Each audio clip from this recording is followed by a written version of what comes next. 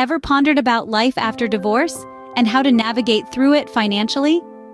Let's delve into this topic today. In the aftermath of a divorce, one of the most important aspects that often gets overlooked is the concept of financial independence. It's a new chapter, a fresh start, and it's crucial to get a solid footing on this often slippery ground. Imagine yourself holding a book. You've just finished a chapter, a significant one, full of ups and downs, and now you're about to start a new one. This new chapter is your life after divorce.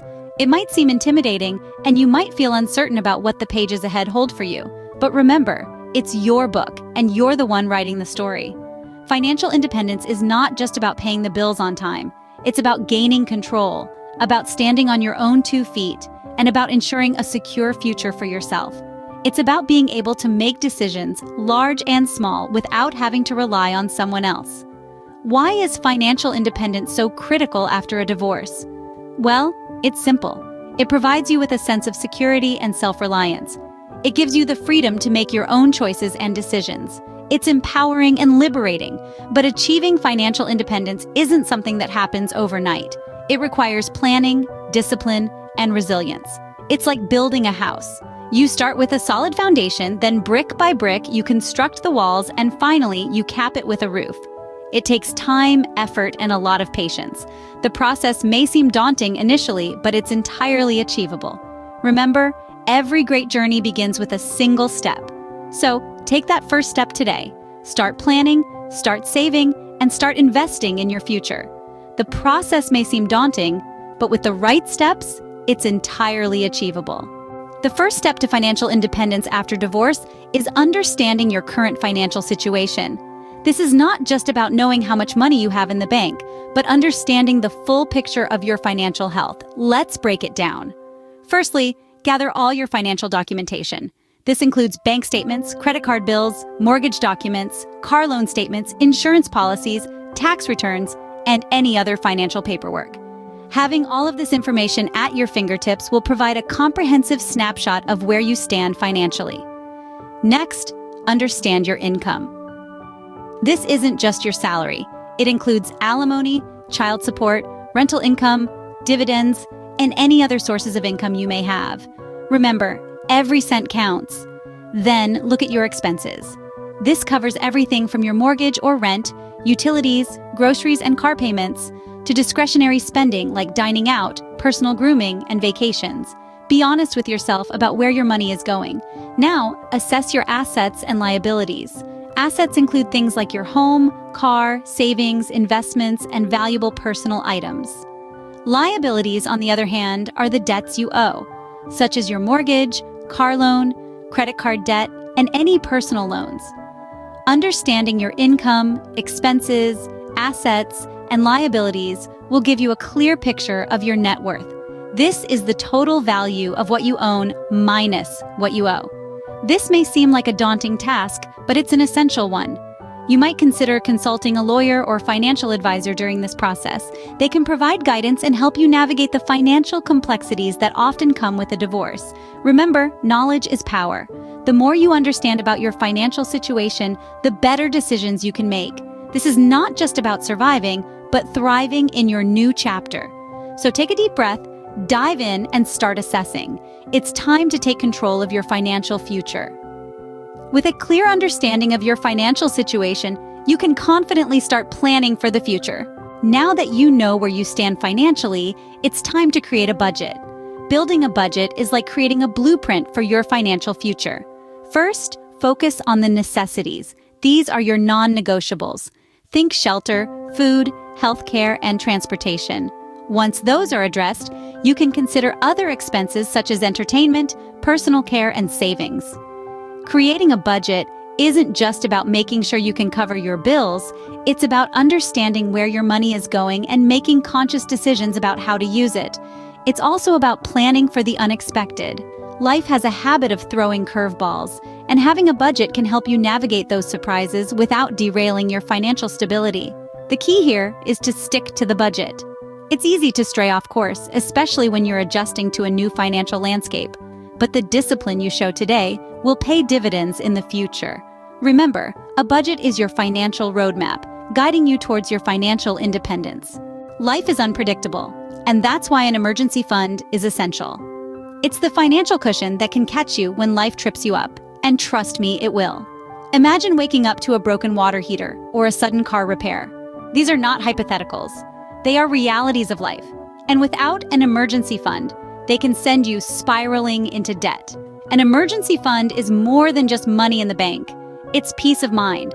It's knowing that you have 3 to 6 months worth of living expenses tucked away, safe and sound.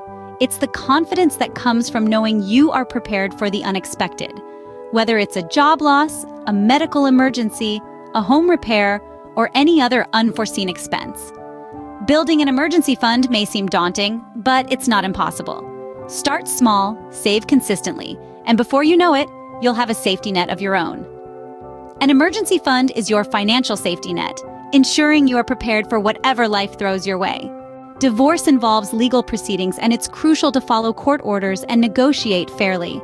This statement rings true for anyone who has navigated the often turbulent waters of a marital separation. Court orders are not merely suggestions. They are legal mandates designed to ensure both parties are treated equitably. Adhering to these orders is not only a legal obligation, but it also sets a precedent for respectful and cooperative behavior moving forward. This might involve dividing assets, arranging child custody, or determining spousal support. Each of these elements carries its own weight and importance, and none should be taken lightly. Negotiating fairly, on the other hand, is an art that demands both patience and diplomacy. It's about understanding that a win-win scenario is not just possible, but also desirable. It's not about getting the upper hand, but rather about finding a balance that respects the rights and needs of both parties. Fair negotiation can lead to a better financial outcome and pave the way for a smoother transition to life after divorce. However, negotiating fairly doesn't mean you should sell yourself short. You have rights, and it's important to stand your ground on what matters most to you. This is where seeking legal advice can be invaluable. A good lawyer can provide guidance, help you understand your rights, and advocate for your interests. They can also help you gather the necessary documentation and prepare for negotiations. In the midst of this process, it's essential to remain focused on the bigger picture.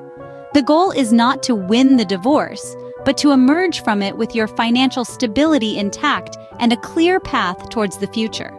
This requires a focus on long-term outcomes rather than short-term victories. Remember, divorce is not just an end, it's also a beginning. It's a chance to redefine your life, to build a future that reflects your values and aspirations. And that journey begins now, with each decision you make, each negotiation you undertake, and each court order you follow. Keeping a fair and legal perspective in the process will lead to a more satisfactory financial outcome. It's about shaping your future with wisdom, courage, and a commitment to fairness. With the basics in place, it's time to look towards the future.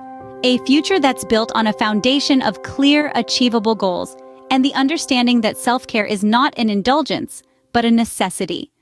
Let's talk about setting financial goals. These aren't just arbitrary numbers or wishful thinking. They're concrete milestones that help you stay focused, keep you motivated, and provide a sense of direction. Maybe you're saving for your child's education, planning a trip, or dream of owning a home. No matter what your goal is, it should be specific, measurable, achievable, relevant, and time-bound.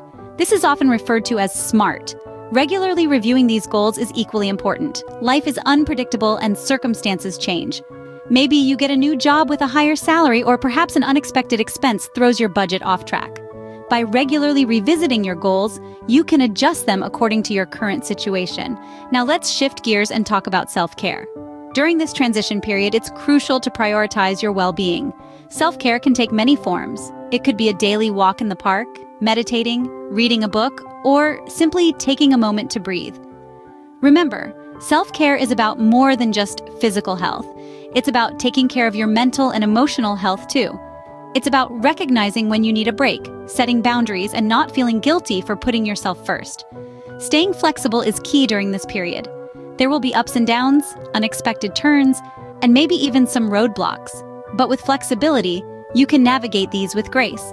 Flexibility allows you to adapt to changes, make necessary adjustments, and keep moving forward. So set those financial goals. Prioritize your self-care. Stay flexible. Remember, this is your journey, and you have the power to shape it. Life after divorce is a journey, And with the right financial planning and self-care, it can be a journey towards a secure and fulfilling future. All right, we've covered a lot of ground today, and I hope you're feeling more confident about navigating your financial future post-divorce.